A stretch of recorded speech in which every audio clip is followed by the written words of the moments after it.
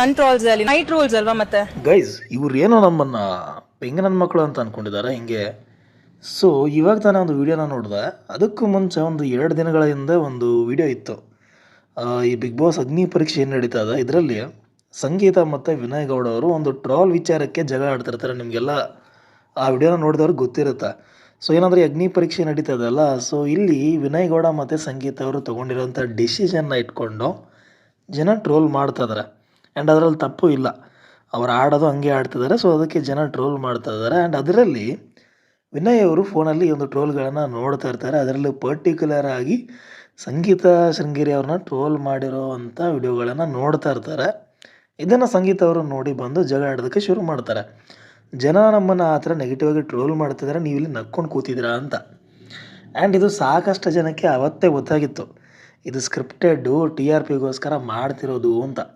But ಇಲ್ಲಿ ಇವ್ರೇನು ಅಂದ್ಕೊಂಡಿದ್ದಾರೆ ಅಂದರೆ, ಈ ಥರದ್ದೆಲ್ಲ ಇವರು ಮಾಡಿದ್ರೆ ಸ್ಕ್ರಿಪ್ಟೆಡ್ ಯಾವುದು, ಸ್ಕ್ರಿಪ್ಟ್ ಇಲ್ಲದೆ ಮಾಡಿರೋದು ಯಾವುದು, ನಮಗೆ ಯಾವುದು ಗೊತ್ತೇ ಆಗಲ್ವ. ಹಿಂಗೆ ಏನು ಅಷ್ಟು ಪೆಂಗನ್ ಮಕ್ಕಳ ಥರ ಕಾಣ್ತಾರೆ ಅವ್ರಿಗೆ ಬಿಗ್ ಬಾಸ್ ನೋಡೋರು ಯಾಕೆ ಅಂತ. ಯಾಕಂದರೆ ಇವತ್ತು ಇನ್ನೊಂದು ವಿಡಿಯೋನ ಬಿಟ್ಟಿದ್ದಾರೆ. ಅದರಲ್ಲಿ ಇವರಿಬ್ಬರ ಜಗಳದ ಮಧ್ಯೆ ಶ್ರುತಿ ಮೇಡಮ್ ಅವರು ಕೂಡ ಬರ್ತಾರೆ. ಬಂದು ಏನು ಹೇಳ್ತಾರೆ ಗೊತ್ತಾ, ಇನ್ನೂ ನೀವು ಜಗಳ ಆಡೋದು ಇನ್ನೂ ನಿಲ್ಲಿಸಿಲ್ವಾ ಅಂತ ಅಂದ್ಬಿಟ್ಟು ಏನು ಹೇಳ್ತಾರೆ ಅಂದ್ರೆ, ಜನ ಬರೀ ಪ್ರೋಮೋ ನೋಡಿ ಆ ಥರ ನಿಮ್ಮ ಬಗ್ಗೆ ಟ್ರೋಲ್ ಮಾಡ್ತಾ ಇರೋದು. ಅವರು ನಿಜವಾಗ್ಲೂ ಎಪಿಸೋಡನ್ನು ನೋಡಿದ್ರೆ ನಿಮ್ಮ ಮೇಲೆ ಪ್ರೀತಿ ಹೆಚ್ಚಾಗುತ್ತೆ, ನಿಮ್ಮನ್ನು ಇಷ್ಟಪಡೋದಕ್ಕೆ ಶುರು ಮಾಡ್ತಾರೆ ಅಂತ. ಆ್ಯಕ್ಚುಲಿ ಏನಂದರೆ ಇವರು ಬಿಗ್ ಬಾಸಲ್ಲಿ ಇದ್ದಾಗಲೇ ಜನ ಇವ್ರನ್ನ ಇಷ್ಟಪಟ್ಟಿದ್ರು, ಇಷ್ಟನೂ ಪಡ್ತಾಯಿದ್ರು. ಮೋಸ್ಟ್ಲಿ ಈ ಒಂದು ಅಗ್ನಿ ಪರೀಕ್ಷೆ ಕಾನ್ಸೆಪ್ಟನ್ನ ಯಾರು ಸ್ಟಾರ್ಟ್ ಮಾಡಿದ್ದು ಗೊತ್ತಿಲ್ಲ. ಎಲ್ಲ ಲ್ಯಾಂಗ್ವೇಜಲ್ಲೂ ನಡೀತಾ ಇದೆ. ಆ ಕಡೆ ತಮಿಳಲ್ಲೂ ಮಾಡ್ತಿದ್ದಾರೆ, ತೆಲುಗು ಬಿಗ್ ಬಾಸಲ್ಲೂ ಮಾಡ್ತಿದ್ದಾರೆ. ಆ್ಯಂಡ್ ಅವ್ರನ್ನ ನೋಡಿ ಕನ್ನಡ ಬಿಗ್ ಬಾಸಲ್ಲೂ ಮಾಡ್ತಾ ಇದ್ದಾರೆ. ಇಲ್ಲಿಂದ ಇವ್ರ ಮೇಲೆ ಹೇಟ್ ಶುರು ಆಗಿದೆ. ಯಾಕಂದರೆ ಬಿಗ್ ಬಾಸ್ ಮನೆ ಒಳಗಡೆ ಒಂಥರ ಇಷ್ಟ ಆಗಿದ್ರು. ಬಟ್ ಇಲ್ಲಿ ಇವರು ಸಾಮಾನ್ಯ ಜನರ ಮೇಲೆ ಇವರ ದರ್ಪ, ಇವರು ಕೊಬ್ಬು ತೋರಿಸ್ತಿದ್ದಾರೆ ಅಂತ ಜನರಿಗೆ ಅನಿಸೋದಕ್ಕೆ ಶುರು ಆಗಿದೆ. ಆ್ಯಂಡ್ ಇನ್ನೊಂದು ವಿಡಿಯೋದಲ್ಲಿ ಸಂಗೀತ ಅವ್ರು ಹೇಳ್ತಾರೆ, ನಾವೆಲ್ಲ ಅವ್ರಿಗೆ ಹೇರ್ ಶೇವ್ ಮಾಡೋಕ್ಕೆ ಹೇಳೋದು, ಇವೆಲ್ಲವನ್ನು ಅಲ್ಲೇನು ಸಗಣಿ ಮೆತ್ಕೊಳ್ಳೋದು, ಇವೆಲ್ಲನೂ ಬಿಗ್ ಬಾಸ್ ಮನೆ ಒಳಗಡೆ ಮಾಡಬೇಕು.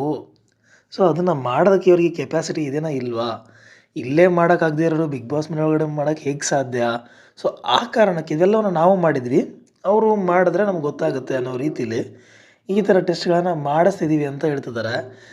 ನನಗಿಲ್ಲಿ ಒಂದು ಕ್ವಶನ್ ಏನು ಅಂದರೆ, ಬಿಗ್ ಬಾಸ್ ಮನೆ ಒಳಗಡೆ ಮಾಡೋದಕ್ಕೂ ಬಿಗ್ ಬಾಸ್ ಹೋಗೋದಕ್ಕಿಂತ ಮುಂಚೆ ಆಚೆ ಮಾಡೋದಕ್ಕೂ ಡಿಫ್ರೆನ್ಸ್ ಇರಲ್ವ, ಎರಡೂ ಸೇಮ್. ಅದು ಇವಾಗ ಏನು ಅಂತಾರೆ, ಬಿಗ್ ಬಾಸ್ ಮನೆ ಒಳಗಡೆ ಆಲ್ರೆಡಿ ಇದ್ದೀರಾ, ಅಲ್ಲಿ ನೀವು ತಲೆ ಬೋಳ್ಸ್ಕೊಂಡು ಜನರಿಗೆ ಇಷ್ಟ ಆಗಿಬಿಟ್ರೆ ಇನ್ನೊಂದು ವಾರ ಜಾಸ್ತಿ ಇರ್ತೀರ, ನಿಮ್ಗೆ ದುಡ್ಡು ಸಿಗುತ್ತೆ. ಬಟ್ ಇಲ್ಲಿ ಬಿಗ್ ಬಾಸ್ ಮನೆ ಒಳಗಡೆ ಹೋಗೋದಕ್ಕೆ ತಲೆ ಬೋಳಿಸಿ ಇದಾದಮೇಲೆ ಅವರನ್ನು ಮನೆ ಒಳಗಡೆ ಕಳಿಸ್ದೆ ರಿಜೆಕ್ಟ್ ಮಾಡಿದ್ರೆ ಎರಡು ಒಂದೇ ಆಗುತ್ತಾ? ಅಫ್ಕೋರ್ಸ್ ಬೇರೆ ಅಲ್ವಾ. ತಲೆ ಬೋಳಿಸ್ಕೊಂಡು ಈ ಆಚೆ ಹೋದೆ ಅಂತಂದರೆ ಜನ ಹೇಗೆ ನೋಡ್ತಾರೆ ಅವನ್ನ, ಪ್ರೋಮೋ ನೋಡಿದ್ಮೇಲೆ ಅಥವಾ ಎಪಿಸೋಡ್ ನೋಡಿದ್ಮೇಲೆ, ಬೇಕಿತ್ತ ನಿನಗೆ ತಲೆ ಬೋಳಿಸ್ಕೊಂಡು ಆಚೆ ಬರೋದು ಬೇಕಿತ್ತ ಅಂತೇಳಿ ಜನ ಟ್ರೋಲ್ ಮಾಡಲ್ವ ಆ ವ್ಯಕ್ತಿನ. ಆ್ಯಂಡ್ ಇನ್ನೊಂದು, ಓಕೆ, ಸಗಣಿ ಮೆತ್ಕೊಳ್ಳೋದು ಬಿಗ್ ಬಾಸಲ್ಲಿ ಮಾಡ್ತೀರಾ, ತಲೆ ಬೋಳಿಸ್ಕೊಳ್ಳೋದು ಬಿಗ್ ಬಾಸಲ್ಲಿ ಮಾಡ್ತೀರಾ, ಮೀಸೆ ಬೋಳಿಸೋದು ಬಿಗ್ ಬಾಸಲ್ಲಿ ಮಾಡ್ತೀರಾ, ಫೋನ್ ಹೊಡಿಯೋದು ಬಿಗ್ ಬಾಸಲ್ಲಿ ಮಾಡ್ತೀರಾ. ಆಗಿದ್ರೆ ಫಸ್ಟ್ ಆಫ್ ಆಲ್ ಫೋನ್ ಅಲೋವೇ ಮಾಡಲ್ಲ. ಹಾಗಿದ್ರೆ ಫೋನು ಹೊಡೆಯೋವಂಥ ಚಾಲೆಂಜು ಟೆಸ್ಟ್ ಅದು ಯಾಕೆ, ಇದನ್ನು ಎಕ್ಸ್ಪ್ಲೇನ್ ಮಾಡಲೇ ಇಲ್ವಲ್ಲ. ಸೊ ಇದೇ ಡೌಟು ನಿಮಗೂ ಕೂಡ ಬಂದಿರುತ್ತೆ. ಸುಮ್ಮನೆ ಏನೋ ಜನ ಇವ್ರನ್ನ ಟ್ರೋಲ್ ಮಾಡ್ತಿದ್ದಾರೆ, ಅದಕ್ಕೆ ಇವರೊಂದು ನಾವೇನೋ ತಪ್ಪು ಮಾಡಿಲ್ಲ, ನಾವೇ ಸರಿ ಅನ್ನೋ ಥರ ಜಸ್ಟಿಫಿಕೇಷನ್ ಕೊಡಬೇಕಿತ್ತು, ಈ ರೀತಿಯಾಗಿ ಕೊಡ್ತಾ ಇದ್ದಾರೆ ಅಲ್ವಾ. ಮನೆ ಒಳಗಡೆ ಹೋಗೋದಕ್ಕೆ ಟೆಸ್ಟ್ ಕೊಡೋದಕ್ಕೂ ಮನೆ ಒಳಗಡೆ ಹೋದ್ಮೇಲೆ ಮಾಡೋದಕ್ಕೂ ಎಷ್ಟು ಅಂತರ ಇರುತ್ತೆ.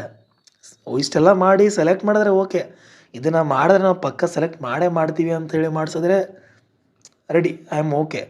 ಬಟ್ ಅದನ್ನು ಗ್ಯಾರಂಟಿ ಇಲ್ಲ. ಸೊ ಆ ಥರ ಇದ್ದಾಗ ಈ ಥರ ಟೆಸ್ಟ್ ಮಾಡಿಸ್ಬಾರ್ದು ಅಂತ ಅನಿಸುತ್ತೆ.